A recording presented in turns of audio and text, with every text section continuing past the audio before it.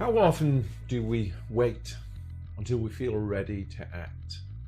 Until we feel that we have the right level of motivation, or we've got the right level of conviction that it's going to work out. And yet, the more we wait, the more our insecurities seem to take hold. The more FUD, fear, uncertainty, and doubt that seems to arise. And the secondary impact of that is then the longer we wait, the more we have fear, uncertainty, and doubt, the more we think there's something wrong with us. And so we start to move further and further away from the action that we want to take. It's a bit like if you've ever seen the movie Days of Thunder with Tom Cruise, when he's going around the track and you can tell he wants to put his foot in the accelerator, but he's holding back because there's all this smoke in the way because there's been a crash up ahead.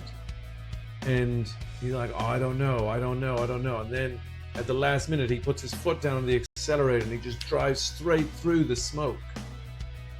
And he's out the other side and you can hear him say, I'm through. Well, that I think is the experience a lot of us have, which is that we are waiting. We're waiting because we want to know what's on the other side of the fog. And the fog of the smoke is our fear, uncertainty, and doubt. And what we do is we start putting our attention on that rather than bringing our attention back here and being, hang on, like what would it be like if I trust my intuition? What is it that I want to put my foot on the accelerator for? Because that is the lightning pad, is that when our intuition calls to us, when our desires speak to us, often they come with a side helping of insecurity, of fear, uncertainty, and doubt. Because more often than not, like we're kind of getting towards our edge in these moments. And this is the moment for the practice of following your brilliance, of living into your brilliance. Living into your brilliance is knowing that you're brilliant and acting from that place and trusting it. And when we do that, then magic can happen.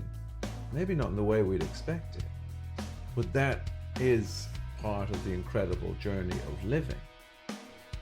And I have noticed this for me more and more recently, that the greatest illusion that I am in one sense most susceptible to is the idea that I should feel a certain way in order to take action.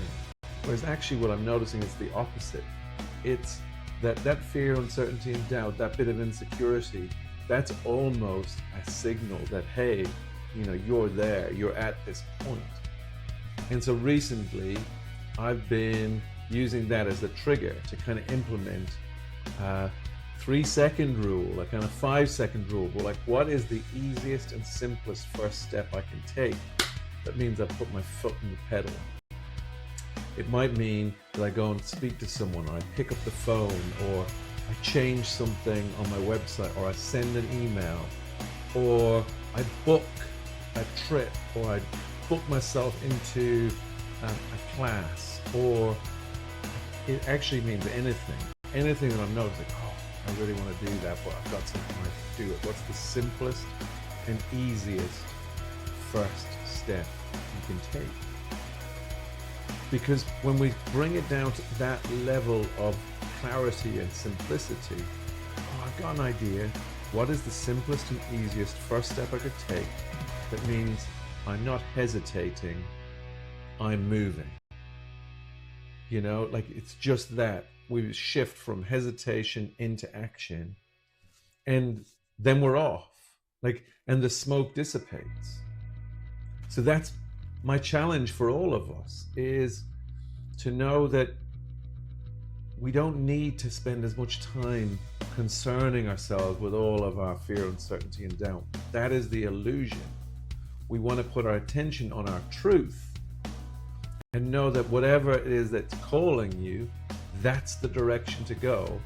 And all you have to do is find that simple first step. So let's see if there is an area for you where you've noticed that you've been holding back where you've been kind of caught up in the smoke and the fog of FUD. And if you can just shift back from that and be like, oh no, I'm just not going to put my attention, I'm going to put my attention back on me and on my accelerator pedal. Hope you found this valuable. This is something that's really coming to life for me at the moment.